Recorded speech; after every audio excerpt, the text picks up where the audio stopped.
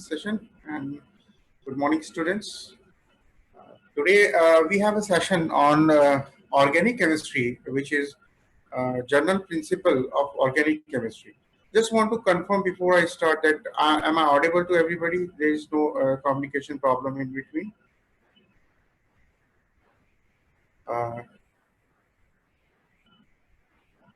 Okay, I'll believe that I'm audible to everybody.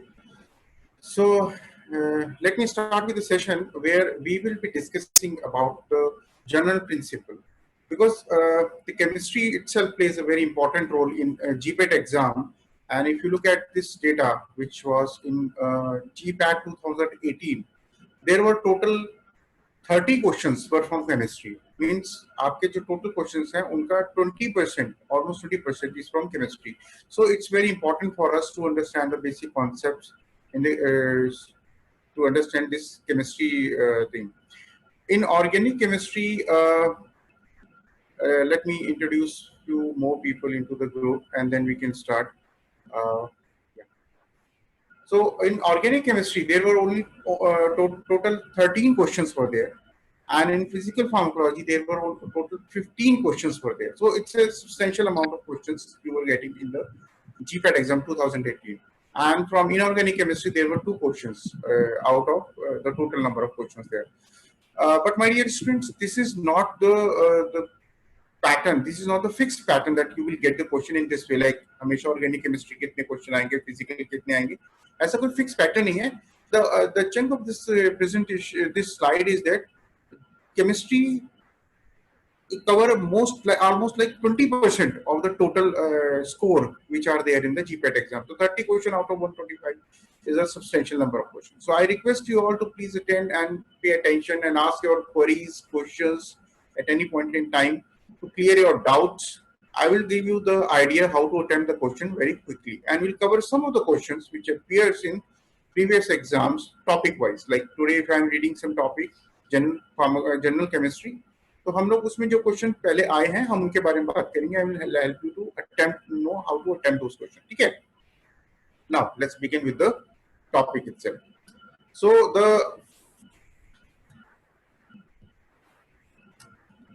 the content of the today's presentation, what we are going to discuss. तो सबसे पहले हम पढ़ेंगे classification and source of organic compound.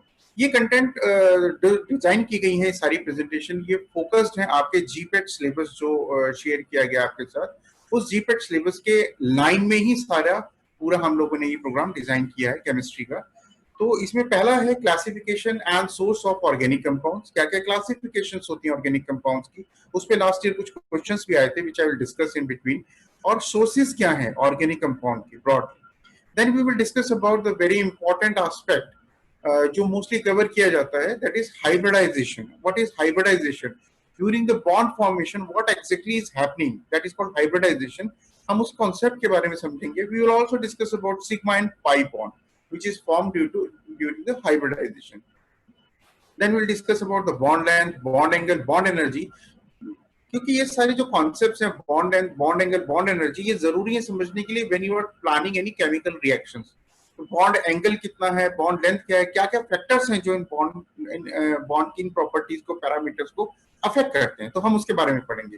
Then bond polarization which is very important. Bond polarization says कि जब 2 atom हमारे साथ हैं तो उनमें से एक एटम इलेक्ट्रॉन्स को अपनी ओर खींचता है, दूसरा अपनी ओर नहीं खींच पाता. तो बॉन्ड में एक पॉजिटिव और एक नेगेटिव चार्ज आ जाता है, तो उसको हम बोलते हैं बॉन्ड पोलराइजेशन.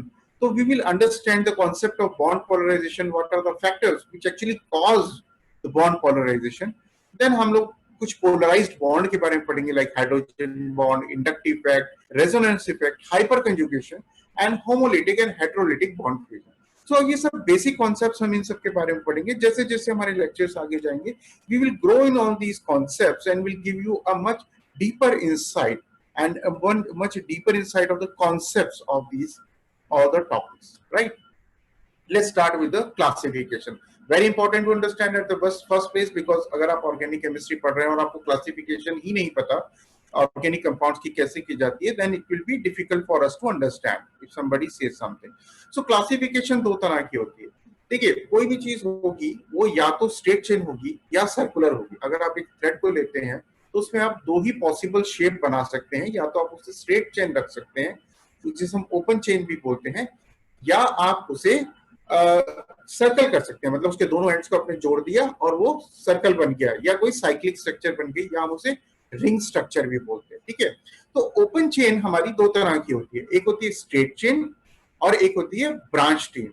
तो स्ट्रेट चेन क्या होती है? स्ट्रेट चेन में हमारे पास सारे एटम एक लाइन में लगे होते हैं और लास्ट के दो टर्मिनल एटम होते हैं वो आगे किसी भी चीज से नहीं जुड़े होते। Like if you see in this molecule, all the carbons are in the straight line and no one carbon is attached with any other ring, any other point. So यहाँ पे हाइड्रोजन के बाद ये चेन खत्म हो गई, यहाँ पीछे हाइड्रोजन के बाद ये चेन खत्म हो गई, तो इट्स स्ट्रेट चेन। तो ओपन चेन दो तरह से क्लासिफाई किया गया है, first is the straight chain and second is the branched chain. Branch chain is what, जब एक स्ट्रेट चेन में से कोई एटम निकल के साइड में एक ब्रांच बना लेता है उस चेन में, then it is called branched chain. Like carbon, चार कार्बन है वो एक स्ट्रेट लाइन में लगे हुए हैं, दिस इज स्ट्रेट चेन। और जब ये कार्बन एक यहाँ से हटकर साइड बीच में किसी एक कार्बन पे लग जाए तो उसे हम कहते हैं ब्रांच, क्योंकि अब यहाँ पे इस चेन की एक ब्रांच निकल गई है। That's why we called as a branch chain. Let's take it in a slightly further detail. So हमने बताया दो तरह के होते हैं, तो यहाँ पे कई सारे कंपाउंड है। Alkyl compounds we are talking about. Alkyl compound में पहला इथेन, प्रोपेन, ब्यूटेन, ये सब स्ट्रेट चेन कंपाउंड है और हम इनको ऐसे ही बोलते हैं। जब हम बात करते हैं ब्रांच चेन की, then we call it as isobutane, tertiary butane. Like अगर एक और कार्बन हम इस कार्बन पे अगर एक और कार्बन लगा दें, it will be tertiary butane. So और जब स्ट्रेट चेन होती है, then we call it as a normal butane. Right, we will discuss about the nomenclature of alkyl compound in our next section, where we will be discussing all the alkyl and aryl and aliphatic aromatic compounds in much detail. But as of now, straight chain को हम define करते हैं N-butane से, और जो branch chain होती है उसे हम करते हैं isobutane, tertiary butane, depending on the carbon की arrangement क्या है molecule के अंदर. So this we are talking. So ये हो गया open chain. Then there is a cyclic compound. Like I mentioned earlier, that if there is a thread, you can either give it a straight line or you can make it a circle, right? So जब अब straight line हो गया open chain, जब circle बनाया तो हम उसे बोलते हैं cyclic compound, because the compounds are cyclic and all the carbons are attached to each other. Like अगर आप नीचे वाले structure में देखें, I'll come to this table. आप नीचे वाले स्ट्रक्चर में देखें तो क्या है कि ये सारे carbon, 1 carbon, 2 carbon, 3 carbon, 4 carbon, 5 carbon, 6 carbon, ये कार्बन आपस में जुड़े हुए हैं। There is no one carbon which is not attached to other carbon. तो इस तरह के मॉलिक्यूल को जो साइक्लिक स्ट्रक्चर बनाते हैं, उस तरह के मॉलिक्यूल को हम साइक्लिक कंपाउंड कहते हैं। And since these are cyclic compound, they are of two type, homocyclic and heterocyclic compound. Homocyclic compounds कौन से होते हैं बेटा? जो कंपाउंड्स सिर्फ कार्बन होता है, जिन रिंग्स में सिर्फ कार्बन होता है, उन्हें हम बोलते हैं homocyclic compound.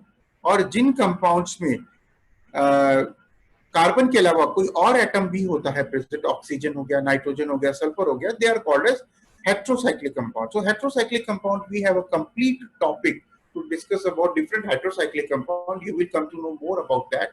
So let's talk about homocyclic and heterocyclic. Like homocyclic compound जिसमें सारे कार्बन ही है रिंग के अंदर, एंड हेटेरोसाइक्लिक कंपाउंड जिसमें कार्बन के साथ एक या एक से ज्यादा पोजीशन पे कोई और हेटेरो एटम है, लाइक ऑक्सीजन हो गया, नाइट्रोजन हो गया, सल्फर हो गया।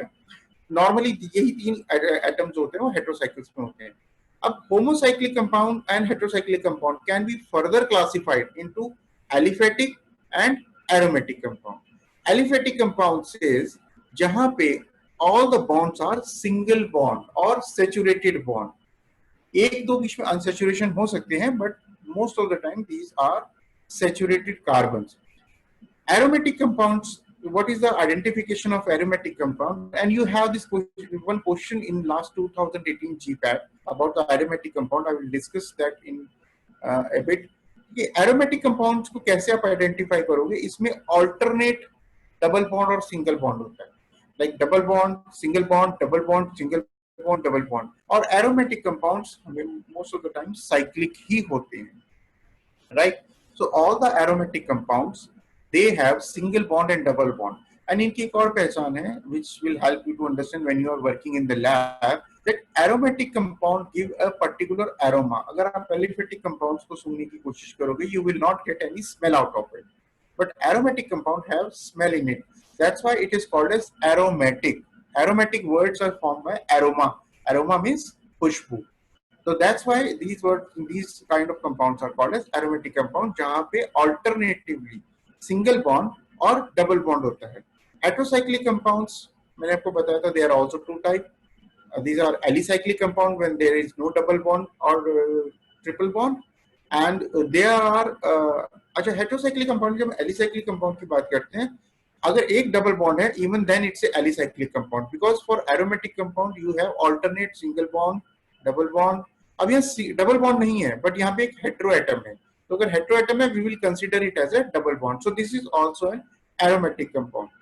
Single bond, double bond, heteroatom, single bond, double bond, single bond. So this is also an aromatic compound. The question which appeared in 2012 में आया था, I'm sorry, this was not in 2018. 2012 में आया था, identify the aromatic compound. Unfortunately, I was not able to get the structures जो उन्होंने structure question में पूछे थे, but this was one of the question. तो मैंने आपको बता दिया aromatic compound की पहचान क्या है. If you want to identify aromatic compound out of a group of compound, just see कहीं कोई ऐसा compound है जिसमें alternate single bond और double bond है. अगर ऐसा compound आपको मिल रहा है, yes, that is an aromatic compound. और अगर नहीं मिल रहा, then look into it कि उसमें कहीं एक heteroatom तो नहीं है, because they can give you homocyclic compound as well as heterocyclic compound to identify whether it is an aromatic compound or not. So we are very clear on that. दो तरह का क्लासिफिकेशन है, open chain, cyclic compound. Open chain further divide होता है straight chain and branch chain में. Cyclic compound divide होता है homocyclic और हेटेरोसाइक्लिक में. होमोसाइक्लिक होते हैं जिसमें सारे कार्बन होते हैं रिंग के अंदर. हेटेरोसाइक्लिक होते हैं जिसमें सारे कार्बन के साथ एक या एक से ज्यादा कोई भी हेटेरोएटम होता है. हेटेरोएटम बोलते हैं जो कार्बन के अलावा कोई भी एटम अगर लगा है तो हम उसे हेटेरोएटम बोलते हैं. ये दोनों दो दो तरह के होते हैं, एलिसाइक्लिक एंड एरोमेटिक. एलिसाइक्लिक में या तो पूरी तरह रिंग सैचुरेट होगा या फिर एक डबल बॉन्ड या दो डबल बॉन्ड होंगे. एरोमेटिक की पहचान ये है उसमें ऑल्टरनेटिवली सिंगल बॉन्ड और डबल बॉन्ड का स्ट्रक्चर होता है, अरेंजमेंट होता है. सो benzene and cyclohexane. Cyclohexane is the alicyclic compound and the benzene is the aromatic compound. So homolytic compound, जैसे मैंने आपको बताया, all the carbons are in the ring structure. So I will skip this slide very quickly. And the property of alicyclic compound is more like the aliphatic compounds. Like alicyclic compounds में जो property होती है, that is like the straight chain compounds. Aromatic compounds, on the other hand, have single bond and double bond and has aroma in them, and they have a different property than simple alicyclic compound. Sorry, simple aliphatic compounds, right? Heterolytic compound we have already discussed about that कि जो एक heteroatom उनमें होता है nitrogen sulphur oxygen at the place of one or more carbon, उनको हम heterocyclic compound कहते हैं. And alicyclic and aromatic, they are the two type of compounds there, right? Okay, this is another type of classification where we call a benzoid aromatic compound. Like benzoid compounds क्या होते हैं? Benzoid compound होते हैं the compound which have benzene in the ring, right? There are aromatic compound, different aromatic compound you have seen. Like मैंने आपको बताया भी furan, last slide में बताया, furan is an aromatic compound, but it is not a benzene kind of structure. Whereas in other structure I showed you the benzene as an aromatic compound. तो वो aromatic compound जिनमें benzene का arrangement होता है, they are called as benzoid aromatic compound. Like आप नीचे structures देखिए, benzene, naphthalene, phenanthrene. और अगर ये phenanthrene का ये रिंग अगर इस जगह पे हो जाए, means all the three rings are in the straight line, then it is called as anthracene. तो इस तरह के कंपाउंड जिनमें बेंजीन स्ट्रक्चर होता है उसे हम बोलते हैं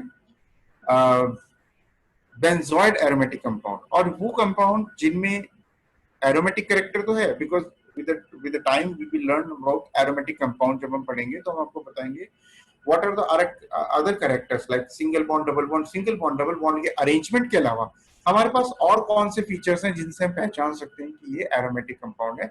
तो नीचे वाला कंपाउंड अगर आप देखिए, नॉन बेंजोइड कंपाउंड है जिसमें हाइड्रोक्सी एंड कार्बोनिल मॉइटी है. This is also an aromatic compound, but these it do not contain any benzoid structure. So question आपको ऐसे भी पूछा जा सकता है after giving the four structure, which is a benzoid aromatic compound and which is a non benzoid aromatic compound. तो इसमें भी आप देखिए अरेंजमेंट more or less वैसा ही है, double bond, single bond, double bond, single bond, double bond, single bond, and this is kind of a heteroatom in between.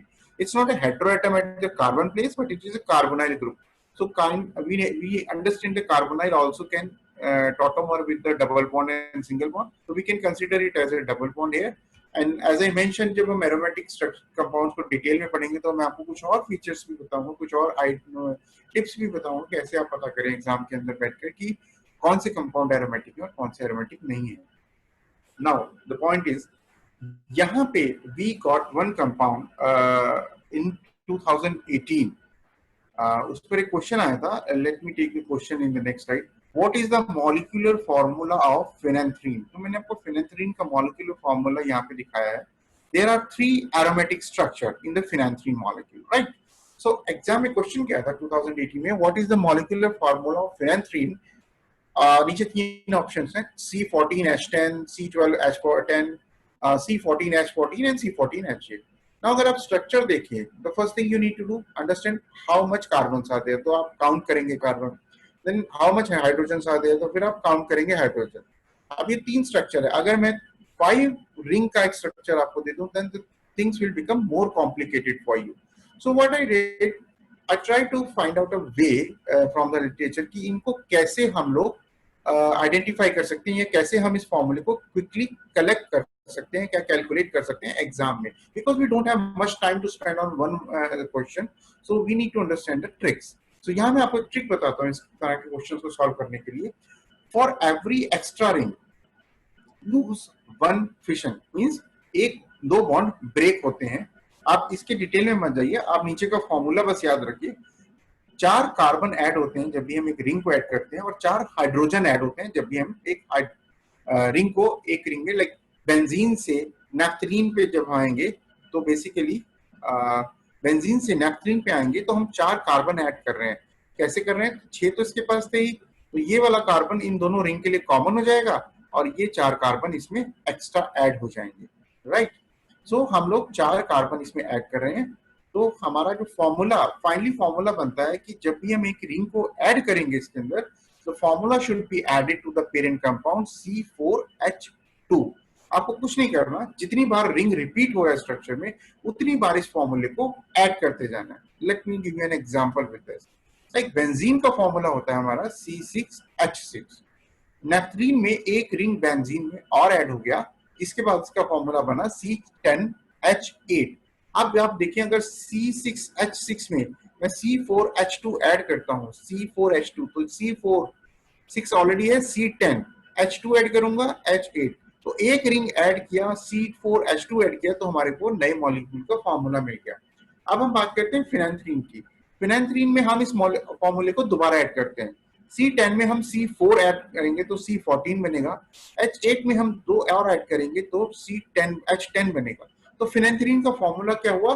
C14H10. तो ये formula आपको याद रखना है.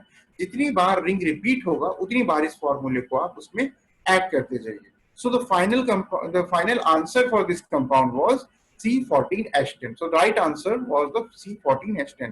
और मैंने आपको ट्रिक दे दी है इसमें. You can understand the thing and you can just add this formula the number of time the rings repeat itself, right? Let's move to the next topic, which is a source of organic compound. There is abundance of organic compound in the nature. We all know that. So broadly, if we want to classify these organic compounds on the basis of their origin or their sources, we can classify them into natural organic compound and synthetic organic compound. So natural organic compound कौन से होते हैं? Which are from the natural sources like animal, like plant. तो animal और plant से जो सबसे बड़ा सोर्स ऑफ ऑर्गेनिक कंपाउंड है वो है फॉसिल फ्यूल, राइट?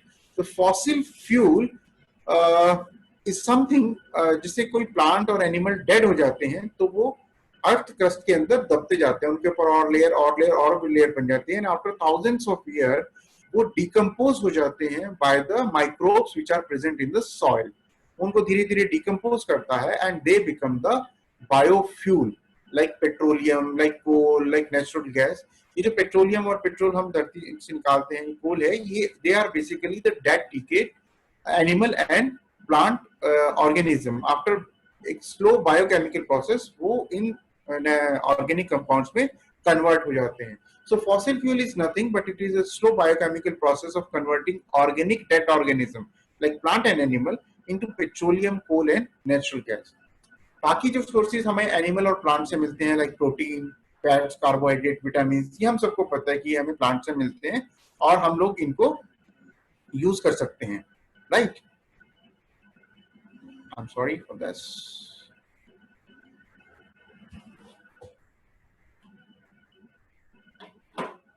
राइट? तो हम इनको यूज कर सकते हैं। इसके बाद आते हैं synthetic sources. Synthetic sources like distillation of petroleum. अब जो पेट्रोलियम है फॉसिल फ्यूल से मिला है, हम इसको फर्दर डिस्टिल कर सकते हैं, फ्रैक्शन डिस्टिलेशन। आप लोगों ने पढ़ा होगा, इसमें एक सॉल्वेंट, मिक्सचर ऑफ सॉल्वेंट में अलग अलग मिक्सचर्स को हम सेपरेट करते हैं ऑन डिफरेंट टेम्परेचर। तो जो हमें फॉसिल फ्यूल से पेट्रोलियम मिलता है, उसको भी हम सेपरेट आउट करते हैं using the frictional distillation. So that is one of the synthetic process. And the second one is we can synthesize some organic compounds in the lab. You must have seen that organic chemistry में हम लोग organic जो labs होती हैं, हम लोग उसमें organic compound को synthesize भी कर सकते हैं, right? So ये हो गए हमारे sources, natural sources and synthetic sources. Now we will talk about the sigma bond and pi bond. तो सिग्मा बॉन्ड और पाई बॉन्ड हमारे लिए बहुत इंपॉर्टेंट होते हैं समझने के लिए कि हमारे ज्यादातर बॉन्ड जो होते हैं जहां पे कोवलेंट बॉन्डिंग है, जहां पे बॉन्डिंग हम बहुत मोटे तौर पे अगर मैं बताऊं तो जहां पे बॉन्डिंग हम लोग स्ट्रेट लाइन से दिखाते हैं, इस तरह की बॉन्डिंग है, दोनों एटम बहुत स्ट्रांगली एक दूसरे के साथ अटैच्ड है, they are called as sigma bond. So you look at the structure below. अगर आप लेफ्ट हैंड साइड पे स्ट्रक्चर देखें जहाँ पे ब्लू स्पिंडल हमने दिखा रखे हैं, वहां पे अगर आप देखें तो जो ग्रीन पार्ट एक दूसरे को ओवरलैप कर रहा है, जहां पे इलेक्ट्रॉन की शेयरिंग हो रही है। लाइक आप दो फ्रेंड्स हैं, आप कोई चीज शेयर करते हैं, उसके दो तरीके हैं, या तो आप उस चीज को दोनों एक साथ यूज कर रहे हैं, या एक बार में आप यूज कर रहे हैं और एक बार में आपका फ्रेंड यूज कर रहा है। तो जब आप उसको एक साथ यूज करते हैं, इसका मतलब आपकी बॉन्डिंग बहुत स्ट्रांग है। इसी तरह जब कोई एटम इलेक्ट्रॉन्स को आपस में ऐसे शेयर करते हैं कि दोनों एक साथ उन्हें इलेक्ट्रॉन्स को शेयर कर रहे हैं, then we called as a sigma bond. और अगर वो शेयर ही नहीं कर रहे, सिर्फ उनके बीच में जो इलेक्ट्रॉन्स है ऑसिलेट हो रहे हैं, जैसे हमने कार्बोनिल केमिस्ट्री में पढ़ा था, अभी आगे हम जब कार्बोनिल केमिस्ट्री के लेक्चर्स लेंगे उसमें आपको और बताएंगे इसके बारे में। तो उसमें क्या होता है कि जो पाई बॉन्ड होता है, जो डबल बॉन्ड होता है, उसमें पी ऑर्बिटल के इलेक्ट्रॉन्स एक दूसरे के साथ शेयरिंग करते हैं। इसमें इलेक्ट्रॉन दोनों के साथ एक साथ शेयरिंग नहीं कर रहे हैं। ये ऐसा हो गया जैसे आपके पास सपोज कोई बाइक है, आपके फ्रेंड को बाइक चाहिए तो वो यूज करेगा, आपको बाइक चाहिए तो आप यूज करोगे। तो बेसिकली बाइक एक ही है, आप दोनों टर्न बाय टर्न और रिक्वायरमेंट बाय रिक्वायरमेंट यूज कर रहे हो उसको। उसी तरह इलेक्ट्रॉन एक ही है बीच में, दोनों एटम्स उन इलेक्ट्रॉन को शेयर करते रहते हैं बीच में टू न्यूट्रलाइज देयर चार्ज। तो इतना पाई बॉन्ड। हम पाई बॉन्ड के बारे में आगे दोबारा पढ़ेंगे। तो अभी मैं आपको थोड़े से फीचर्स बता देता हूँ सिग्मा बॉन्ड और पाई बॉन्ड। आइडेंटिफिकेशन आई थी 2018 में एक मॉलिक्यूल को देखकर कि कितने इसमें सिग्मा बॉन्ड है और किसमें pi bond. I will take this question in a moment, right? तो अभी सिग्मा बॉन्ड हम इसमें बात करेंगे। कोवलेंट बॉन्ड है resulting by the formation of molecular orbital by end to end overlapping. तो एंड टू एंड ओवरलैपिंग मतलब it is not like this कि इनके बीच में शेयर हो रहा है। एंड टू एंड ओवरलैपिंग मतलब एक दूसरे पे ओवरलैप कर रहे हैं ये लोग, ये दोनों ऑर्बिटल्स, और एक दूसरे के साथ इलेक्ट्रॉन को शेयर कर रहे हैं। तो ये जो बॉन्ड होते हैं बहुत स्ट्रॉन्ग बॉन्ड होता है। Then there is इलेक्ट्रॉन और लोकलाइज्ड बॉन्ड। इलेक्ट्रॉन और लोकलाइज्ड होते हैं, सॉरी, इलेक्ट्रॉन जो होते हैं उसमें लोकलाइज होते हैं। बॉन्ड लेस एक्टिव होता है क्योंकि लोकलाइज्ड इलेक्ट्रॉन है, दोनों में बॉन्डिंग बहुत स्ट्रांग है। तो अगर जब बॉन्डिंग बहुत स्ट्रांग है तो उसे तोड़ना भी बहुत मुश्किल है। जैसे दो फ्रेंड्स हैं, उनके बीच में बॉन्डिंग बहुत स्ट्रांग है, तो उसको तोड़ना उतना ही मुश्किल हो जाता है। दैट्स व्हाई इनके इलेक्ट्रॉन की जो शेयरिंग है वो बहुत स्ट्रांग होती है, और इस बॉन्ड को, सिग्मा बॉन्ड को तोड़ना बहुत मुश्किल है compare to pi bond. Pi bond को तोड़ना काफी आसान है क्योंकि उसमें जो इलेक्ट्रॉन होते हैं वो डीलोकलाइज्ड होते हैं। डीलोकलाइज्ड मतलब एक कार्बन से दूसरे कार्बन या एक एटम से दूसरे एटम पे वो ऑसिलेट करते रहते हैं, ठीक है? तो help in determining the shape of the molecule. Shape क्या होगी ये डिसाइड करने में सिग्मा बॉन्ड हमारी बहुत हेल्प करता है। I will take the hybridization, there you will understand ये बॉन्डिंग किस तरह शेप को डिफाइन करती है। ये फ्रीली रोटेटेबल बॉन्ड होते हैं। फ्रीली रोटेटेबल बॉन्ड मतलब ये are single bond. Single bond मतलब ये हमारा बॉन्ड बन गया, दो एक एटम ये है, एक एटम ये है, उसका ऑर्बिटल दूसरा ऑर्बिटल, ये ऐसे ओवरलैप कर गए, but this are single bond. तो ये एक दूसरे के साथ रोटेट कर सकते हैं, एक बॉन्ड पे रोटेट कर सकते हैं। लाइक अभी एक ग्रुप ऊपर लगा हुआ है, अगर हम उसे नीचे दिखा देंगे तो उसमें कोई फर्क नहीं आएगा। जबकि आपने देखा होगा डबल बॉन्ड में ऐसा नहीं है। डबल बॉन्ड में अगर कोई स्ट्रक्चर सिस है वो सिस ही रहेगी, कोई ट्रांस है तो ट्रांस ही रहेगी। तो single bonds are freely rotatable, pi bonds are not freely rotatable bonds, right?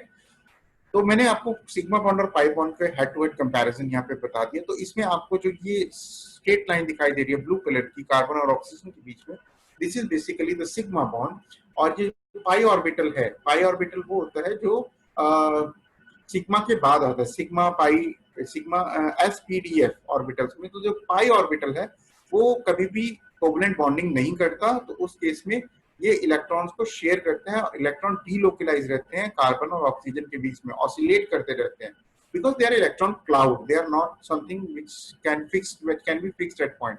तो इसको हम बोलते हैं पाई बॉन्ड। तो sigma bond and pi bond. अभी आप हाइब्रिडाइजेशन समझेंगे तो आपको और ज्यादा ये चीज क्लियर हो जाएगी, right? Okay, now come to the next topic, which is hybridization. तो hybridization is nothing, जब भी हमें कभी बॉन्ड बनाना होता है किसी एटम के साथ, तो जितने ऑर्बिटल्स हमारे पास हैं, जितने इलेक्ट्रॉन्स हमारे पास हैं, हमें उन्हें सेम एनर्जी में करना होता है, राइट?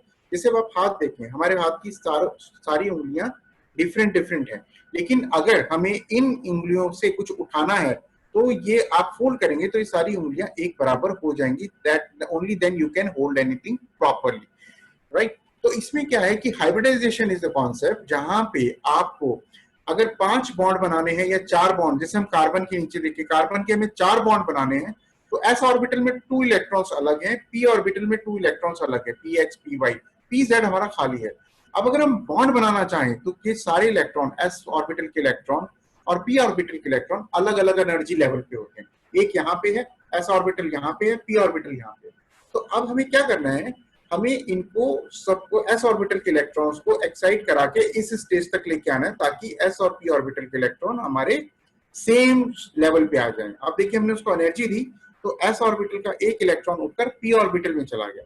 तो बेसिकली कुछ नहीं हुआ है, हमने एनर्जी देके उन सारे इलेक्ट्रॉन्स को एक जगह पे इकट्ठा कर दिया है। They are at the same level now. तो अब कोई भी बॉन्ड बनाना पड़ेगा, हमारे को कम या ज्यादा एनर्जी नहीं देखनी, सारे इलेक्ट्रॉन्स की एनर्जी हमारे पास सेम है। अब एक एस ऑर्बिटल लिया है और 3 पी ऑर्बिटल लिए हैं, तो जब ये चारों ऑर्बिटल मिलते हैं तो जो हाइब्रिडाइजेशन स्टेट बनती है वो बनती है sp3, बिकॉज इसमें एक एस ऑर्बिटल है और इसमें 3 पी ऑर्बिटल है, राइट? नाउ अगर हमारे को कोई एक्स्ट्रा बॉन्ड बनाना है, लाइक हमारे को 3 बॉन्ड बनाने हैं, हमें 4 बॉन्ड नहीं बनाने, तो उसमें एस ऑर्बिटल तो आएगा because that is the primary orbital. P orbital में से सिर्फ 2 ही इंक्लूड होंगे। Now we have S and P at the same level, hybrid orbitals हैं, एस का 1, पी के 2, तीसरा हमारा खाली पड़ा है, ठीक है, वो हमारा पाई बॉन्ड बनाने के काम आएगा। तो इस तरह की हाइब्रिडाइजेशन स्टेट को बोलते हैं हम sp2 हाइब्रिडाइजेशन, जिसमें एक s ऑर्बिटल है और 2 p ऑर्बिटल है। तो इसमें अभी हम आगे जब बात करेंगे तो क्लियर होगा कि इसमें 3 सिग्मा बॉन्ड और 1 पाई बॉन्ड बनता है और कैसे बनता है, राइट? अब एक तीसरा सिनेरियो लेते हैं जिसमें हमारे को सिर्फ 2 ही बॉन्ड बनाने, हमें 3 बॉन्ड बनाने ही नहीं है, हमें एक s ऑर्बिटल चाहिए और एक p ऑर्बिटल चाहिए और 2 पाई ऑर्बिटल्स हमारे खाली रहेंगे, तो 2 p ऑर्बिटल हमारे खाली रहेंगे।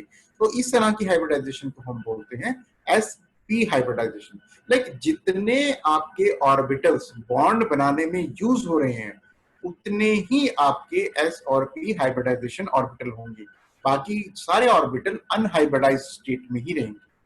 अब हाइब्रिडाइजेशन होता क्या है, देखिए s ऑर्बिटल है, ये p ऑर्बिटल है, अगर आप इन दोनों को कंपेयर करें और उसके बाद इनका हाइब्रिडाइजेशन करें, लाइक इसको एक्साइट कराया, इलेक्ट्रॉन को p ऑर्बिटल में लाए, जैसे ये हमने दिखाया नीचे, then these orbitals now have a different shape. Why? Because now this s orbital will merge in this lobe, right? इस लोब में ये मर्ज हो जाएगा और ये वाला लोब बड़ा हो जाएगा, दूसरा लोब छोटा हो जाएगा। So these are called as hybridized orbital. Now on the basis of their p orbital, the percentage of p orbital कितने पी ऑर्बिटल हमारे पास इन्वॉल्व हो रहे हैं बॉन्ड बनाने में, उसके हिसाब से हम हाइब्रिडाइजेशन स्टेट डिसाइड करते हैं। So it's not in your hand. आपको क्वेश्चन कैसे आएगा, आपको स्ट्रक्चर दिया होगा और उसमें हाइब्रिडाइजेशन पूछा होगा, right. I take that example from the last GPAT exam to make you more clear. So I think this concept is clear to all of you. If not, please send me a message or in the chat box, write it. After the lecture, I will again explain this concept once again. तो जितने s orbital, जितने p orbital involve है, उस हिसाब से हमारी hybridisation है। अब हमें कैसे पता चलेगा, how will come to know, एक स्ट्रक्चर आया, हमें कैसे पता चलेगा कि कितने s ऑर्बिटल हैं और कितने p ऑर्बिटल इसमें इन्वॉल्व है, राइट।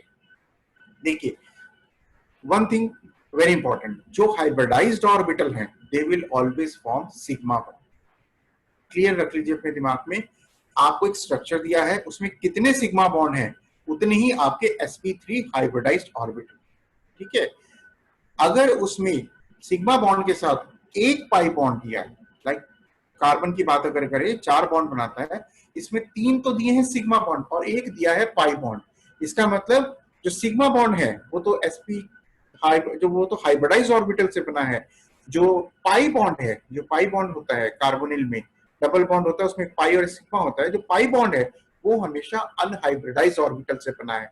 इसका मतलब ये जो बॉन्ड बने हैं ये sp2 हाइब्रिडाइज्ड ऑर्बिटल है। कैसे, sp3 मतलब टोटल 4 ऑर्बिट इसमें यूज हुए, s और 3 p, तो चारों बॉन्ड सिग्मा बॉन्ड है, इसका मतलब ये sp3 है। इसमें 3 बॉन्ड सिग्मा बॉन्ड है, यानी एक s तो पक्का है आपका, ठीक है।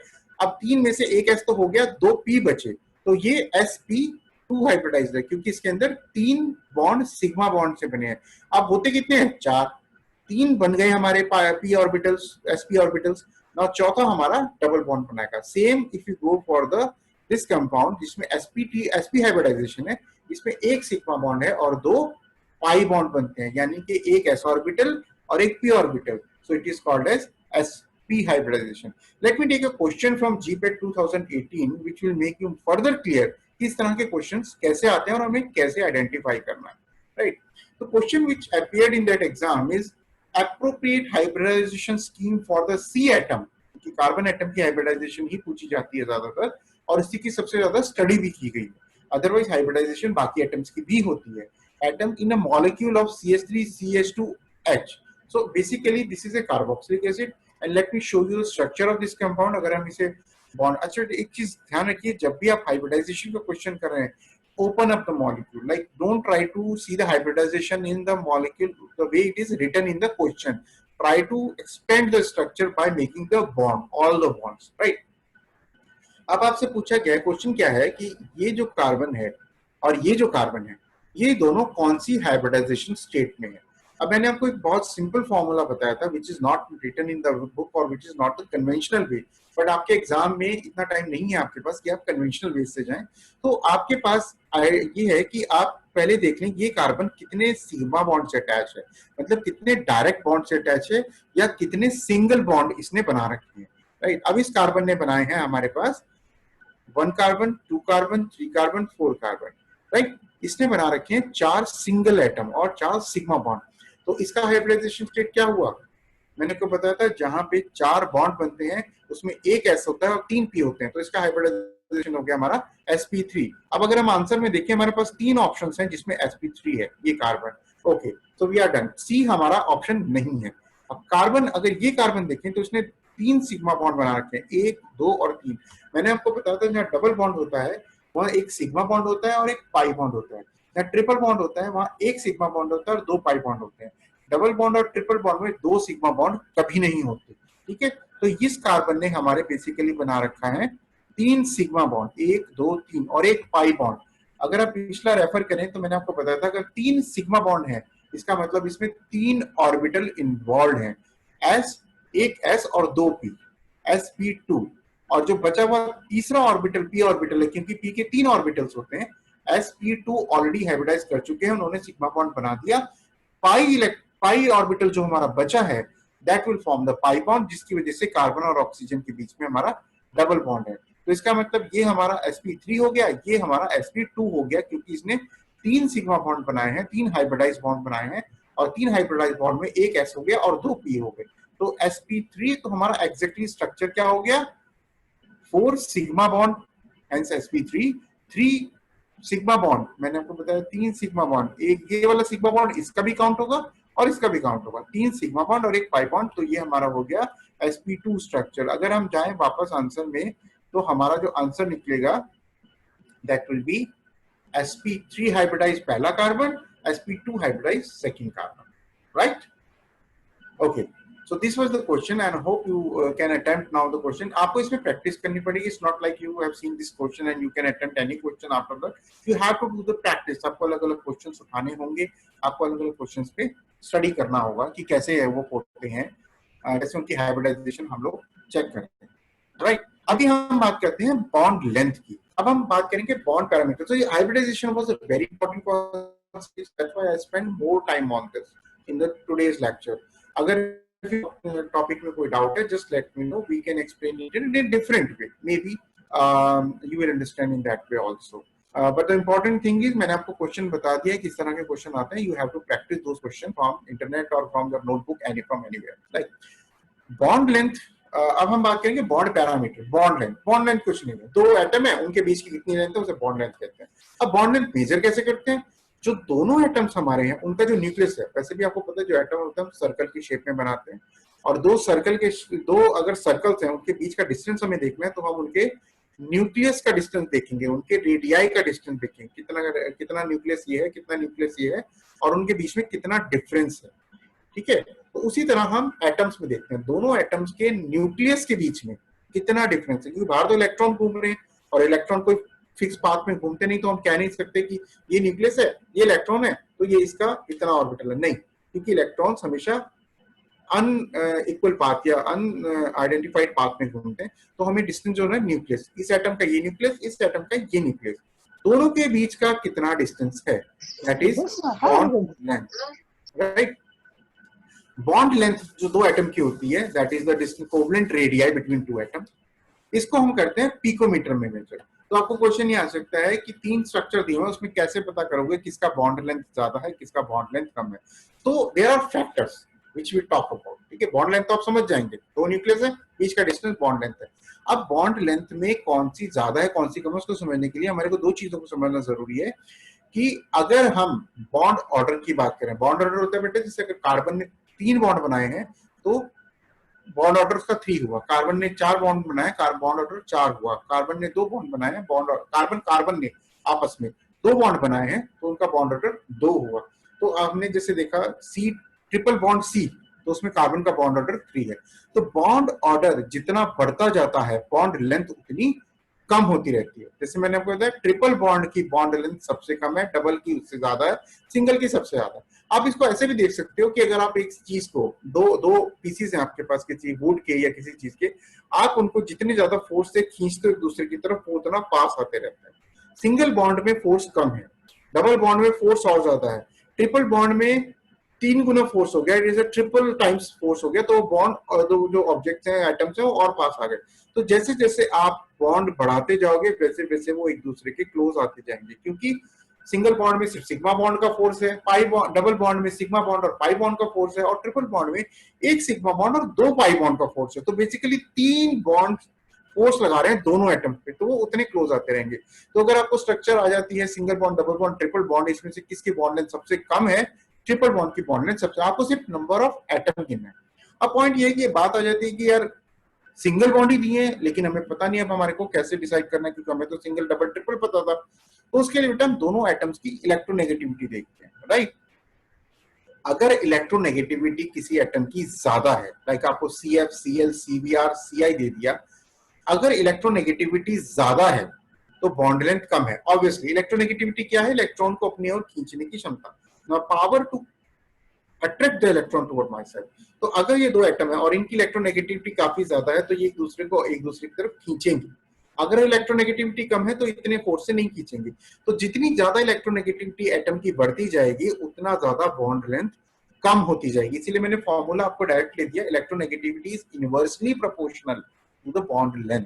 बॉन्ड लेंथ ज्यादा इसका मतलब इलेक्ट्रोनेगेटिविटी कम, बॉन्ड लेंथ कम इसका मतलब इलेक्ट्रोनेगेटिविटी ज्यादा। ये हम चीज याद रखेंगे और इसके बेस पे हम अपने क्वेश्चंस को अटेम्प्ट करेंगे, ठीक है? तो अगर हम ये देखें तो इसमें हमारे पास देखिए Ci की बॉन्ड लेंथ सबसे ज्यादा होगी क्योंकि उसकी इलेक्ट्रोनेगेटिविटी अक्रॉस द टेबल कम होती है, then Br, then Cl and then Cf। उसी तरह से हमारे बॉन्ड साइज का भी बहुत फर्क पड़ता है। लाइक कार्बन के साथ आप देखें सारे लगे fluoro chloro bromo iodo, iodo का बॉन्ड साइज सबसे ज्यादा है, तो उसकी बॉन्ड लेंथ वैसे भी सबसे ज्यादा होगी। इलेक्ट्रोनेगेटिविटी की वजह से तो हो गया था, बॉन्ड बॉन्ड साइज की वजह से भी ज्यादा होगी, क्योंकि देखिए ना अगर बॉन्ड साइज बढ़ गया तो उसका न्यूक्लियस भी तो दूर चला गया। ये एक एटम है, ये दूसरा एटम है, अब इनके बीच में एक न्यूक्लियस है, अगर ये एटम छोटा हो गया तो इसका न्यूक्लियस भी तो इसके पास आ गया, राइट। तो अगर एटम छोटा है तो बॉन्ड लेंथ कम है, एटम बड़ा है तो बॉन्ड लेंथ ज्यादा है, क्योंकि दोनों के बीच में आप एक देखिए, आप एक टेनिस बॉल लीजिए और एक फुटबॉल लीजिए, फिर आप एक टेनिस बॉल लीजिए और दूसरी टेनिस बॉल लीजिए, उनको साथ रखिए, आपको आइडिया लग जाएगा। जो फुटबॉल है वो आयोडीन है और टेनिस बॉल है वो फ्लोरो है, तो आपको आइडिया लग जाएगा किसके बीच का डिस्टेंस ज्यादा है। तो उससे आप एक अपने दिमाग में पिक्चर बना के रख सकते हैं कि बॉन्ड लेंथ किसकी ज्यादा होगी और किसकी कम होगी, राइट। नेक्स्ट है जी बॉन्ड एनर्जी। अब देखिए यहाँ पे आपको कुछ नहीं करना, जो हमने पहले पढ़ा उसका रिवर्स चलेगा। जितनी कम बॉन्ड लेंथ उतना ज्यादा फोर्स ऑफ अट्रैक्शन, मैंने आपको ये चीज क्लियर कर दी। जितना ज्यादा फोर्स ऑफ अट्रैक्शन उतना ही मुश्किल उस बॉन्ड को तोड़ना हो जाएगा। और bond energy is nothing but it is the dissociation energy of a bond. एक बॉन्ड को ब्रेक करने के लिए जितनी एनर्जी चाहिए होती है उसे हम कहते हैं बॉन्ड एनर्जी, राइट। अब बॉन्ड लेंथ में हमने क्या कहा, जितना फोर्स ऑफ अट्रैक्शन ज्यादा बॉन्ड लेंथ उतनी कम, और जितनी बॉन्ड लेंथ कम बॉन्ड एनर्जी उतनी ज्यादा। अगर इन दोनों के बीच में अट्रैक्शन बहुत ज्यादा है तो उनको दूर ले जाने के लिए हमें ज्यादा एनर्जी देनी पड़ेगी। तो अगर बॉन्ड लेंथ का फंडा आपको क्लियर हो गया तो बॉन्ड एनर्जी उल्टा उल्टा चलाना है। जैसे मैंने आपको बताया था इलेक्ट्रोनेगेटिविटी में बॉन्ड लेंथ जो होती है वो कम होती है with the increase in the electronegativity, और बॉन्ड एनर्जी के केस में ये उल्टा हो जाता है।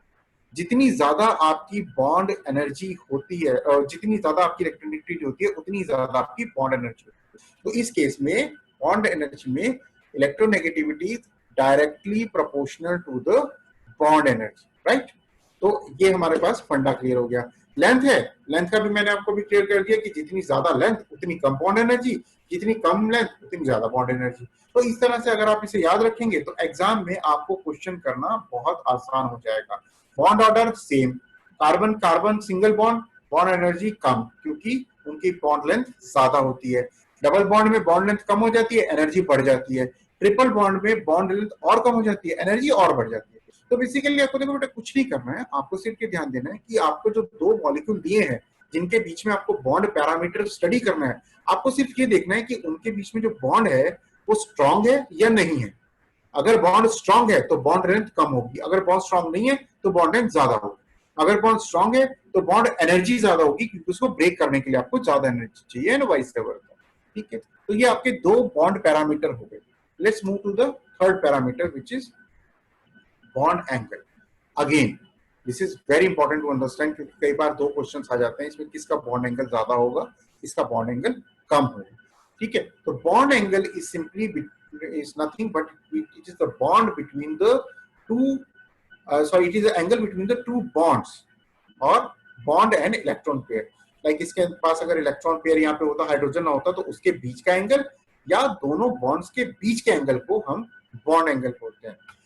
इसको फैक्टर जो अफेक्ट करते हैं वो होता है हाइब्रिडाइजेशन। तो हाइब्रिडाइजेशन जब हमने समझा था, मैंने एक चीज वहां पे स्किप की थी जो लिखी थी, because I want to cover it here, कि देखिए अब जब चार बॉन्ड है हमारे पास तो sp3 हाइब्रिडाइज ऑर्बिट एटम में 109 बॉन्ड एंगल है, sp2 हाइब्रिडाइज में 120 बॉन्ड एंगल है, sp3 हाइब्रिडाइज में 180 है, ठीक है। हम कैसे याद रखें इस चीज को कि किसका बॉन्ड एंगल ज्यादा है किसका बॉन्ड एंगल कम है।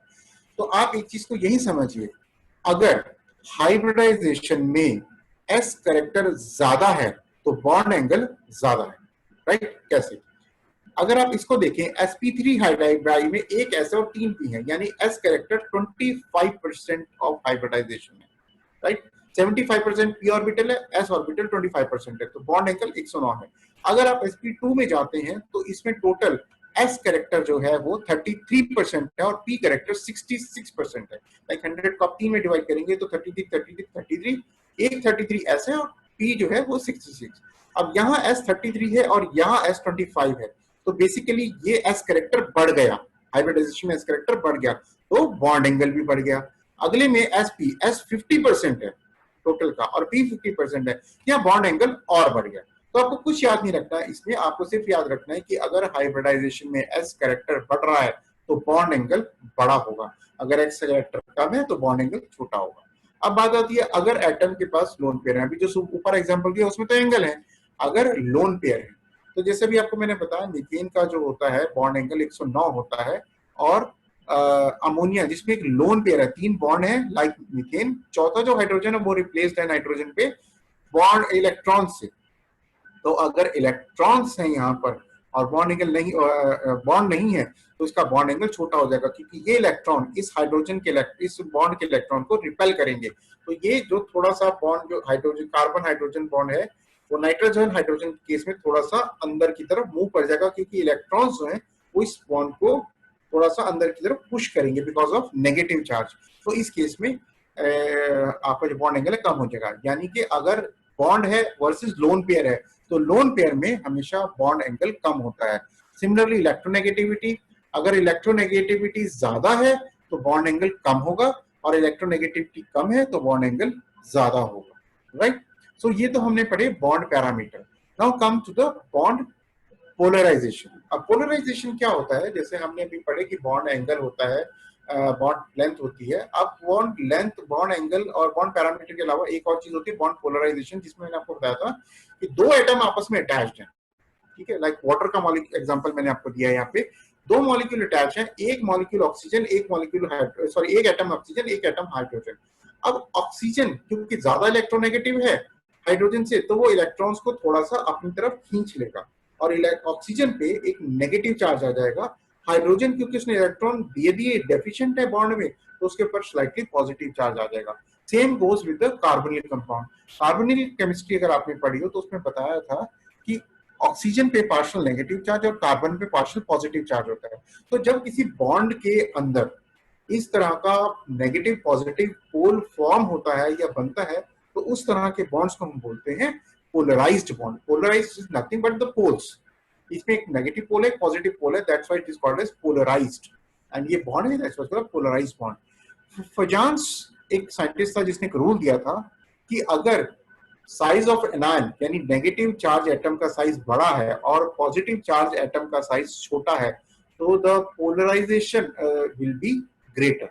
जितना ज्यादा साइज बड़ा होता जाएगा, अब आपको कोई दो एटम दे दिए कार्बन क्लोरीन, तो क्लोरीन एनायन है, फ्लोरीन एनायन है, जितना साइज बड़ा होगा उतनी पोलराइजेशन ज्यादा होगी, राइट। तो क्लोरीन के केस में पोलराइजेशन ज्यादा होगी, फ्लोरीन के केस में पोलराइजेशन कम होगी। ये फजांस ने एक रूल दिया था, ये आपके लिए हेल्पफुल होगा if you study this field.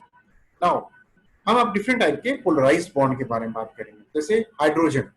अब हाइड्रोजन बॉन्ड आप लोगों ने बहुत नॉर्मल सुना होगा, देखा होगा, मॉलिक्यूल्स के अंदर आपने बनाया भी होगा। Hydrogen bond actually is just a force of attraction between positive and negative charge. इसमें कोई इलेक्ट्रॉन ट्रांसफर नहीं होता, इसमें कोई कोवलेंट बॉन्डिंग नहीं होती, पाई बॉन्डिंग नहीं होती, कोई हाइब्रिडाइजेशन नहीं होती। इसमें एक नेगेटिव चार्ज स्पीसीज पड़ी है और पॉजिटिव चार्ज हाइड्रोजन है पोलर मॉलिक्यूल में। ये दोनों एक दूसरे को अट्रैक्ट करते हैं। जैसे कार्बन की केमिस्ट्री में हमने पढ़ा था, अब जब हमने एक लेक्चर पहले दिया था तो कि जब पोलर कंपाउंड होते हैं वो पोलर सॉल्वेंट में क्यों डिसॉल्व होते हैं, बिकॉज पोलर कंपाउंड में नेगेटिव चार्ज होता है, पोलर सॉल्वेंट या वाटर में पॉजिटिव चार्ज हाइड्रोजन होता है, और जो पॉजिटिव चार्ज हाइड्रोजन है वो नेगेटिव चार्ज स्पीसीज के साथ एक फोर्स ऑफ अट्रैक्शन करता है। ये जो हाइड्रोजन बॉन्ड होता है, यहाँ ध्यान देने वाली बात है, this is weaker then covalent bond. जो आपका नॉर्मल कोवलेंट बॉन्ड होता है उससे वीक होता है, लेकिन जो वंडरवाल बॉन्ड होता है, वंडरवाल फोर्स ऑफ अट्रैक्शन होता है ना दो एटम्स के बीच में, उससे ज्यादा स्ट्रांग होता है, ठीक है। तो hydrogen bond is polar bond, जो अगर एक पॉजिटिव नेगेटिव चार्ज स्पीसीज है किसी एटम के अंदर और हाइड्रोजन दूसरी स्पीसीज में है तो hydrogen plus negative charge species एक फोर्स ऑफ अट्रैक्शन करते हैं, जिसे कहते हैं हाइड्रोजन बॉन्ड। हाइड्रोजन बॉन्ड दो तरह का होता है, intermolecular hydrogen bond and intramolecular hydrogen bond. ये चीज आपके लिए समझनी जरूरी है क्योंकि कई बार क्वेश्चन फिजिको केमिकल प्रॉपर्टीज पे आ जाते हैं। तो मैं आपको बताता हूँ कि इसमें कैसे हम आइडेंटिफाई करते हैं किस बॉन्ड की फिजिकल केमिकल प्रॉपर्टीज ज्यादा होगी, लाइक बॉइलिंग पॉइंट ज्यादा होगा, मेल्टिंग पॉइंट ज्यादा होगा, और किसका कम होगा, राइट। सो पहला केस आप देखिए जिसमें हमारे पास हाइड्रोजन बॉन्ड है, जिसमें हाइड्रोजन बॉन्ड हाइड्रोजन और फ्लोरीन के बीच में बना हुआ है। HF के मॉलिक्यूल है, सभी HF के मॉलिक्यूल हैं और नीचे सभी वाटर के मॉलिक्यूल हैं, बट ये इंट्रामॉलिक्यूलर बॉन्ड इसलिए है sorry intermolecular, it should be an intermolecular bond, I am sorry for that. ये इंटरमोलिकुलर बॉन्ड इसलिए क्योंकि ये एक मॉलिक्यूल अलग है, ये एक मॉलिक्यूल अलग है, तो it is A intermolecular bond, दो मॉलिक्यूल के बीच में बॉन्ड बना हुआ है, राइट। जबकि दूसरे केस में आप देखिए एक ही मॉलिक्यूल है, this is a single molecule, इसमें हमारे को ऑर्थोनाइट्रोफिनोल है, ये ऑर्थोनाइट्रोफिनोल में नाइट्रो के ऑक्सीजन के साथ और हाइड्रोक्सी के हाइड्रोजन के साथ एक बॉन्ड बना हुआ है। इसमें प्राइमरी रिक्वायरमेंट हाइड्रोजन है, अगर हाइड्रोजन नहीं है तो ये हाइड्रोजन बॉन्ड नहीं है, simple, no need to mention about that. तो इसमें मॉलिक्यूल के अंदर आपके बॉन्ड बना हुआ है, इसमें दो मॉलिक्यूल अलग अलग है, उनके बीच में बॉन्ड बना हुआ है। तो ये दो तरह का होता है, ये इंटरमॉलिक्यूलर है, please correct this balance, intermolecular, और ये इंट्रामॉलिक्यूलर हाइड्रोजन बॉन्ड है, राइट। अब समझना क्यों जरूरी है, अगर एटम में इंटरमॉलिक्यूलर बॉन्डिंग है तो उसका बॉइलिंग पॉइंट हाई होगा, अगर मॉलिक्यूल में इंट्रामॉलिक्यूलर मतलब with in the molecule bonding है तो इसका बॉइलिंग पॉइंट लो होगा या मेल्टिंग पॉइंट लो होगा। फंडा बहुत सिंपल है इसका। फंडा ये है कि आप जब बॉयल करते हो या मेल्ट करते हो या वेपोराइज करते हो तो करते क्या, दो एटम्स हैं, दो मॉलिक्यूल्स आपस में चिपके हुए हैं, आप उन दोनों को अलग करते हो, जब आप उन्हें मेल्ट करते हो, लिक्विड करते हो और अलग करते हो, गैसेस करते हो और अलग करते हो, तो बेसिकली आप क्या कर रहे हो, उनके बीच का फोर्स ऑफ अट्रैक्शन दूर कर रहे हो। तो जब आपके पास इंटरमॉलिक्यूलर, एक मॉलिक्यूल दो मॉलिक्यूल, इनके बीच में फोर्स ऑफ अट्रैक्शन है, प्लस इनमें हाइड्रोजन बॉन्ड है, और आप इन्हें बॉयल कर रहे हैं या मेल्ट कर रहे हैं, तो इनको ज्यादा एनर्जी देनी पड़ेगी बॉन्ड ब्रेक करने के लिए, क्योंकि एक तो इनका अपना बॉन्ड है प्लस एक हाइड्रोजन बॉन्ड और बन गया है, इसकी वजह से उनमें again extra force of attraction है।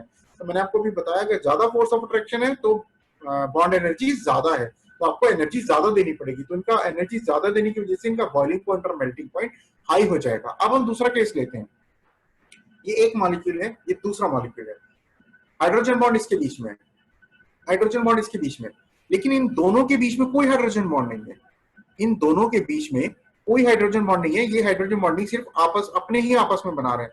तो बेसिकली इन दोनों मॉलिक्यूल के बीच में कोई एडिशनल फोर्स ऑफ अट्रैक्शन नहीं है, राइट। इनके बीच में जब कोई एडिशनल फोर्स ऑफ अट्रैक्शन नहीं है तो उन्हें बॉन्ड को ब्रेक करने के लिए हमारे को कम एनर्जी देनी पड़ेगी compare to the hydrogen bonding, right. तो हमारे को इसका मतलब इसका बॉन्ड को तोड़ने के लिए कम एनर्जी देनी पड़ेगी, इसका मतलब इसका बॉइलिंग पॉइंट और मेल्टिंग पॉइंट लो होगा, जबकि इंटरमॉलिक्यूलर लाइक एचएफ में जो बॉन्ड एनर्जी में ज्यादा देनी पड़ेगी दो मॉलिक्यूल को ब्रेक करने के लिए, इसलिए इनका मेल्टिंग पॉइंट बॉइलिंग पॉइंट कम होगा। तो बहुत छोटे से मैं आपको समझाना चाह रहा हूं कि अगर क्वेश्चन आता है, सबसे पहले आप देखो कि इस मॉलिक्यूल में इंटरमॉलिक्यूलर बॉन्डिंग है या इंट्रामॉलिक्यूलर बॉन्डिंग है। इंटरमॉलिक्यूलर बॉन्डिंग है तो बॉइलिंग पॉइंट मेल्टिंग पॉइंट ज्यादा होगा, इंट्रामॉलिक्यूलर बॉन्डिंग पॉइंट है इंटरमॉलिक्यूलर बॉन्डिंग है तो इसमें मेल्टिंग पॉइंट और बॉइलिंग पॉइंट कम होगा, क्योंकि दो मॉलिक्यूल के बीच में कोई अट्रैक्शन नहीं है, मॉलिक्यूल के अपने आप में हाइड्रोजन बॉन्ड बनी हुई है। And I hope this concept is clear to you and it's very important to understand this.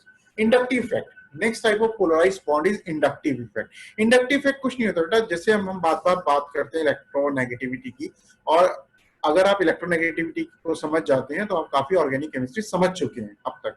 एक मॉलिक्यूल है जिसकी टेंडेंसी टू अट्रैक्ट इलेक्ट्रॉन ज्यादा है दूसरे से, तो इलेक्ट्रॉन को अपनी तरफ खींचेगा। अब एक एटम हमारा ये है, एक एटम हमारा ये है, अब ये एटम इसके इलेक्ट्रॉन्स को अपनी तरफ खींचता है, ये हाइड्रोजन है या ये कार्बन है, ये क्लोरीन है, तो क्लोरीन इसके इलेक्ट्रॉन को अपनी तरफ खींचेगा, इस कार्बन पे स्लाइटली पॉजिटिव चार्ज आएगा, ठीक है। अब इसके पीछे जो कार्बन है उस पे पॉजिटिव चार्ज आएगा लेकिन इस वाले से कम आएगा, उसके पीछे जो है उस पे पॉजिटिव चार्ज आएगा, उससे कम आएगा।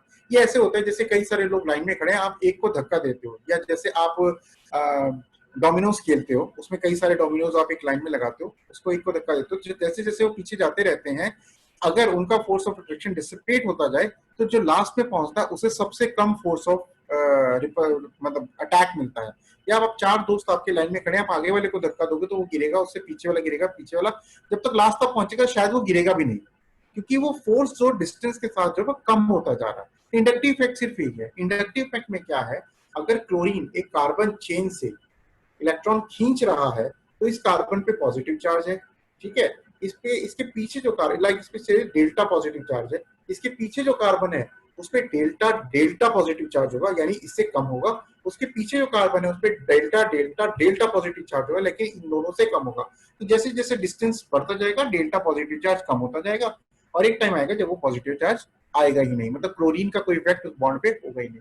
तो इसको हम बोलते हैं इंडक्टिव इफेक्ट, इसमें इंडक्शन होता है इंडक्शन होता है ना, जैसे इंडक्शन प्लेट होती है, हीट ट्रांसफर करते हैं, उसी तरह एक एटम अपनी पुलिंग पावर को ट्रांसफर करता है डिफरेंट एटम्स पर। तो इंडक्टिव इफेक्ट जो होता है बेटा is an effect regarding the transmission of unequal sharing of bond electron through a chain of atom in the molecule। तो जैसे नीचे एग्जांपल दिया, क्लोरीन इलेक्ट्रॉन खींचे, इस कार्बन पे डेल्टा, इस पे और कम चार्ज और कम चार्ज और कम चार्ज, तो और जाते जाते बिल्कुल खत्म हो जाता है। This is called as inductive effect. ये दो तरह का होता है, पॉजिटिव इंडक्टिव इफेक्ट, नेगेटिव। अब आप पे क्वेश्चन ये आएगा कि alkyl group are the positive inductive effect species और नेगेटिव इंडक्टिव स्पीसीज। तो आपको पता होना चाहिए what is positive and what is negative inductive effect species. Positive कौन सी होती है बेटा? जिसमें एक एटम की टेंडेंसी होती है इलेक्ट्रॉन को डोनेट करने, ठीक है, alkyl group electron donating species, यानी कि किसी बॉन्ड में अगर मैं एक इलेक्ट्रॉन डोनेटिंग स्पीसीज लगा दूं तो वो होगा पॉजिटिव इंडक्टिव इफेक्ट। लेकिन अगर मैं किसी एटम में किसी उसमें बॉन्ड में एक इलेक्ट्रॉन नेगेटिव स्पीसीज लगा दूं तो वो होगा हमारा नेगेटिव इंडक्टिव इफेक्ट। लाइक अगर आप नीचे देखें तो carbon is showing the positive inductive effect whereas chlorine is showing the negative inductive effect। ये चार जो है ये इनकी इलेक्ट्रॉनिक कॉन्फ़िगरेशन है, this is not for the inductive effect. लेकिन आप इसे एक याद रखने का तरीका बना सकते हैं कि जो चार्ज है वही वाला उस पे इंडक्टिव इफेक्ट आएगा। तो इस चेन में carbon is showing the positive inductive effect, chlorine is showing the negative inductive effect because it is pulling the electron from the atom. So this is the inductive effect. तो ये हमारा second kind of polarized bond था। तीसरा आ जाता है बेटा resonance effect, very important in organic chemistry. जब भी आप एरोमेटिक रिंग पे कोई सब्स्टिट्यूशन करते हो और उस पर ऑलरेडी कोई ग्रुप लगा हुआ है तो आपको डिसाइड करना होता है कि जो आपका सब्स्टिट्यूशन है वो ऑर्थो पैरा पोजीशन होगा, यानी कि इस ग्रुप पे अगर ये वन पोजीशन है तो सेकंड और फोर्थ पोजीशन पे होगा या थर्ड पोजीशन पे होगा, right. First and fourth position, second and fourth position होती है ortho para position and third position होती है मेटा पोजीशन। तो ये जो डिपेंड करता है कि आपका आने वाला ग्रुप कहां अटैक करेगा, ये डिपेंड करता है resonance of the molecule, right. Resonance क्या है? रेजोनेंस कुछ नहीं है, बहुत सिंपल है। Give me time and I will explain you. अभी आप हाइड्रोक्सी को भूल जाइए, आप अभी इस रिंग को याद रखिए। ये बेंजीन रिंग है, बेंजीन रिंग एरोमेटिक रिंग है। और मैंने आपको इसमें बताया था कि एरोमेटिक रिंग का कैरेक्टर क्या है, एक negative positive sorry single bond double bond single bond double bond single bond double bond, aromatic ring है। इसके जो इलेक्ट्रॉन होते हैं ना वो घूमते रहते हैं, कोई जगह फिक्स नहीं है। It's not a pure double bond. ये एक बार डबल बॉन्ड यहाँ होगा, एक बार डबल बॉन्ड यहाँ होगा, एक बार डबल बॉन्ड यहाँ होगा, एक बार डबल बॉन्ड यहाँ होगा। तो अगर पहले स्ट्रक्चर और लास्ट स्ट्रक्चर में देखिए, आप देखिए डबल बॉन्ड की जो पोजीशन है वो बदल गई। पहले स्ट्रक्चर में डबल बॉन्ड कार्बन और इस वाली साइड पे है, दूसरे स्ट्रक्चर में डबल बॉन्ड इस वाली साइड पे है। तो बेसिकली ये इलेक्ट्रॉन्स रोटेट करते रहते हैं। तो होता क्या है, जब हम कोई स्पीसीज लगाते हैं इस पर जो इलेक्ट्रॉन दे सकती है, अब आप सबको पता है कि जो एरोमेटिक रिंग पे अटैक होता है वो इलेक्ट्रोफिलिक अटैक होता है, क्योंकि एरोमेटिक रिंग में इलेक्ट्रॉन ज्यादा होते हैं। तो कोई भी इलेक्ट्रॉन लविंग स्पीसीज यानी पॉजिटिव चार्ज स्पीसीज इलेक्ट्रॉन पर अटैक करती है, और कार्बन बेंजीन रिंग में इलेक्ट्रॉन बहुत ज्यादा होते हैं, ठीक है। तो अब हुआ क्या, लेकिन हमने कोई एक ग्रुप लगाया, हाइड्रोक्सी लगाया, जिसने अपने इलेक्ट्रॉन इस रिंग को दे दिए। अब होगा क्या, जब ये इलेक्ट्रॉन यहाँ डबल बॉन्ड आएगा तो ये इलेक्ट्रॉन पुश हो जाएंगे इस कार्बन पे, ठीक है, because negative charge repel each other. तो जब यहाँ इलेक्ट्रॉन डेंसिटी इस कार्बन पे बढ़ गई तो इसने ये वाले इलेक्ट्रॉन को इस पे पुश कर दिया, नेगेटिव चार्ज आएगा। अब क्योंकि स्टेबलाइज स्ट्रक्चर नहीं है, ये नेगेटिव चार्ज यहाँ चला जाएगा और ये डबल बॉन्ड अगेन इस वजह से पुश होकर यहाँ पर आ जाएगा। तो अब नेक्स्ट स्टेज में क्या है, डबल बॉन्ड यहाँ पर आ गया और नेगेटिव चार्ज यहाँ पर आ गया। एंड सिमिलरली नेक्स्ट स्टेज में नेगेटिव चार्ज यहाँ चला गया, डबल बॉन्ड यहाँ चला गया, अब नेगेटिव चार्ज फर्दर चला गया और डबल बॉन्ड। तो घूम फिर के इलेक्ट्रॉन पूरे रिंग का चक्कर लगा के वापस से अपनी पोजीशन पे आ गए। इसका फायदा क्या है, अगर ये वापस से अपनी पोजीशन पे ही आना है तो इसका फायदा क्या है? इसका फायदा ये है बेटा कि अगर हाइड्रोक्सी ग्रुप में किसी एरोमेटिक रिंग में लगा हुआ है और आपसे पूछा जाए कि इलेक्ट्रोफिलिक सब्स्टिट्यूशन कहाँ होगी, तो अगर आपको ये रेजोनेटिंग स्ट्रक्चर्स क्लियर हैं तो आप बता सकते हो कि जो इलेक्ट्रोफाइल आएगा वो या तो इस पोजीशन पे आएगा जहां पे नेगेटिव चार्ज एक्सिस है, या वो इस पोजीशन पे आएगा। तो इसके बेस पे हम डिसाइड करते हैं कि हाइड्रोक्सी जो है वो ऑर्थो पैरा डायरेक्टिंग है। मतलब अगर हाइड्रोक्सी किसी रिंग में लगा हुआ है, एल्काइल किसी रिंग में लगा हुआ है, यानी जो स्पीसीज इलेक्ट्रॉन डोनेट कर सकते हैं, इलेक्ट्रॉन डोनेटिंग स्पीसीज हैं, अगर वो किसी रिंग में लगे हैं तो सब्स्टिट्यूशन हमेशा ऑर्थो या पैरा पोजीशन पे होगा। इस तरह के रेजोनेंस स्ट्रक्चर को हम बोलते हैं पॉजिटिव रेजोनेंस, राइट, जहां पे नेगेटिव चार्ज ऑर्थो और पैरा पे आता है। अब आता है नेगेटिव रेजोनेंस इफेक्ट, जैसे कि कोई स्पीसीज लगा दी जो इलेक्ट्रॉन को पुल कर रही है अपनी तरफ, राइट। अब जब इलेक्ट्रॉन को कोई पुल कर रही है अपनी तरफ, तो वो क्या करेगी, इन ही पोजीशंस पर, और मेटा पोजीशन पर नहीं जाएगी, थ्री पोजीशन में जाएगी, इन पोजीशंस पर सिमिलरली इलेक्ट्रॉन डेंसिटी को डिक्रीज कर देगी। लाइक यहाँ पॉजिटिव चार्ज आ गया, यहाँ पॉजिटिव चार्ज आ गया, यहाँ पॉजिटिव चार्ज आ गया, तो होगा क्या, अब इलेक्ट्रोफाइल जब अटैक करेगा तो यहाँ तो पॉजिटिव चार्ज है, यहाँ तो नहीं कर पाएगा, तो वो थर्ड पोजीशन पे अटैक करेगा।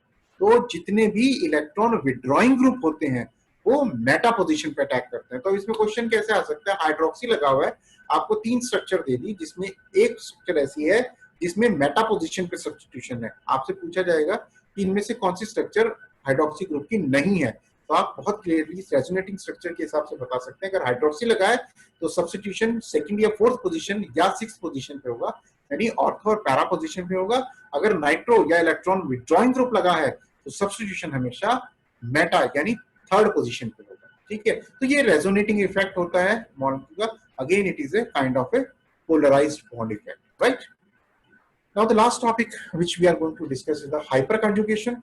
हाइपरकॉन्जुगेशन, क्योंकि हम काफी चीजें पढ़ चुके हैं तो मैं आपको वापस से सिग्मा पाई बॉन्ड नहीं बताऊंगा, sp3 बॉन्ड नहीं बताऊंगा। तो इसमें हम क्या बताएंगे आपको, इसमें क्या होता है कि ये कार्बन है, ये हाइड्रोजन से अटैच्ड है और ये डबल बॉन्ड है। मैं आपको बताया था कि डबल बॉन्ड के साथ जो बॉन्ड होता है वो कई बार इसके साथ रेजोनेटिंग स्ट्रक्चर बनाता है। Hyperconjugation is not a very common phenomena in organic chemistry, तो इसलिए इस पे क्वेश्चन तो आ सकते हैं, but in actual organic chemistry ये बहुत कॉमन फिनोमेना नहीं है। तो इसमें क्या हुआ, कुछ टाइम के लिए इस हाइड्रोजन और कार्बन के बॉन्ड के इलेक्ट्रॉन यहाँ आ गए, ये कार्बन डबल बॉन्ड हो गया और इस कार्बन और हाइड्रोजन के इलेक्ट्रॉन यहाँ चले गए, राइट। तो स्पीसीज क्या बनी हमारी, ये डबल बॉन्ड हो गया, यहाँ पे हमारा डबल बॉन्ड है, ये नेगेटिव चार्ज यहाँ पे आ गया, राइट। अब ये सेम काम जो इस CH बॉन्ड के साथ हो वो इस CH के साथ भी हो सकता है और ये CH के साथ भी हो सकता है। और आफ्टर सम टाइम ये जो डबल बॉन्ड है ये वापस यहाँ पे आ जाए, ये नेगेटिव चार्ज जो है, सॉरी, नेगेटिव चार्ज जो है ये यहाँ पे आ जाएगा और ये डबल बॉन्ड वापस से कार्बन और हाइड्रोजन के बीच में आ जाएगा।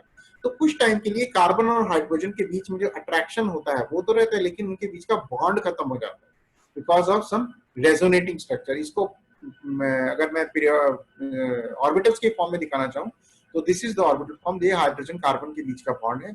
थोड़े टाइम के लिए ये बॉन्ड यहाँ चला गया, ये बॉन्ड इनके बीच का खत्म हो गया और ये सिग्मा पाई बॉन्ड यहाँ पे है जो हम लोग इससे डिनोट करते हैं, ये बॉन्ड ब्रेक हो जाता है। तो I think you understand that कि ये बेसिकली सिग्मा बॉन्ड कभी पाई बॉन्ड में शेयरिंग नहीं करता, लेकिन certain circumstances because of some electronic environment कई बार ऐसा होता है कि कार्बन हाइड्रोजन के बीच का बॉन्ड ब्रेक होके कार्बन कार्बन के बीच में डबल बॉन्ड बनाता है। इस तरह की कंजुगेशन जो रेजोनेंस है वो कहती है कंजुगेशन, इस तरह की कंजुगेशन को बोलते हैं हाइपर कंजुगेशन, जहां पे नॉर्मल कंजुगेशन नहीं है, like single bond double bond single bond double bond arrangement नहीं है, लेकिन फिर भी इलेक्ट्रॉन ट्रांसफर हो रहे हैं।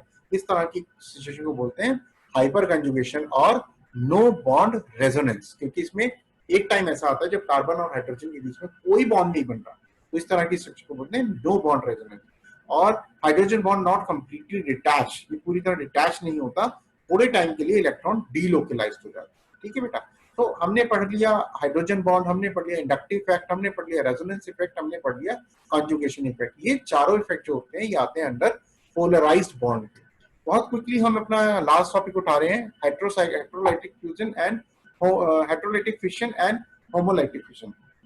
हेट्रोलाइटिक फिशन होमोलाइटिक फिशन कुछ नहीं है, जब बॉन्ड पोलराइज्ड होता है, जब बॉन्ड पोलराइज्ड होता है यानी एक एटम है जिसपे इलेक्ट्रॉन ज्यादा है, एक एटम है जिसपे इलेक्ट्रॉन कम है, तो जब उनका बॉन्ड ब्रेक होता है तो जिसपे इलेक्ट्रॉन ज्यादा है उसके साथ नेगेटिव चार्ज चला जाता है, यानी ज्यादा इलेक्ट्रॉन चले जाते हैं। जिसपे इलेक्ट्रॉन कम है उससे वो बॉन्ड ब्रेक होता है तो उसके साथ कम इलेक्ट्रॉन चले जाते हैं। जैसे मैंने आपको एग्जांपल दिया नीचे ब्रोमीन कंपाउंड का, अब ब्रोमीन की इलेक्ट्रोनेगेटिविटी कार्बन से ज्यादा है, अगर मैं इस बॉन्ड को ब्रेक करने की कोशिश करूं किसी तरह से तो ब्रोमीन के साथ इलेक्ट्रॉन चले जाएंगे और ब्रोमीन नेगेटिव चार्ज हो जाएगा, और कार्बन जिसके पास इलेक्ट्रॉन नहीं है उसके इलेक्ट्रॉन तो ब्रोमीन ले गया, अब ब्रोमीन कार्बन के पास इलेक्ट्रॉन नहीं है तो उसके ऊपर पॉजिटिव चार्ज आ जाएगा। तो जब बॉन्ड ब्रेकेज, दो पोलर मॉइटीज हैं, बॉन्ड ब्रेकेज जब उनके बीच में होता है और एक मॉइटी पॉजिटिव होती है और एक नेगेटिव होती है, इस तरह की फिशन, फिशन यानी ब्रेकेज, हेट्रोलाइटिक मतलब अलग अलग, डिफरेंट फिशन यानी कि फिशन होने के बाद जो प्रोडक्ट बने वो डिफरेंट बने हैं। तो अगर इसमें बॉन्ड ब्रेक होने के बाद एक स्पीसीज पे पॉजिटिव चार्ज होता है और एक स्पीसीज पे नेगेटिव चार्ज होता है, उसे बोलते हैं हेट्रोलाइटिक फिशन।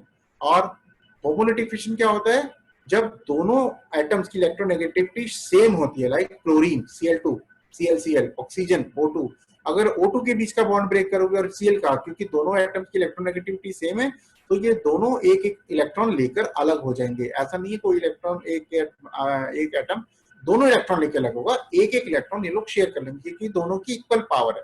जैसे टग ऑफ वार होता है, टग ऑफ वार में जो टीम स्ट्रांग होती है वो जो प्राइस मनी या प्राइस जो होता है वॉर टग पे, या साइन जो होता है टग पे, तो अपनी तरफ खींच लेता है। That is called heterolytic fission. Homolytic में अगर दोनों की पावर बराबर है तो जो टग ऑफ वार का जो बीच का साइन लगाते हैं वो अपनी जगह से नहीं हिलेगा, या वो टूटेगा तो दोनों तरफ जाएगा। That is called homolytic fission या होमोलिटिक क्लीवेज, जिसमें दोनों atom equal amount of electron लेके सेपरेट हो जाते हैं। तो इसके साथ हम लोग अपना आज जो जनरल केमिस्ट्री का पहला सेशन था, जिसमें हम लोगों ने बॉन्डिंग की बात की, हमने हाइब्रिडाइजेशन की बात की, उसको हम यहीं पे स्टॉप करते हैं। If you have any question, you can just let me know. We can have a discussion, or even later if you want to discuss something, you just let me know. We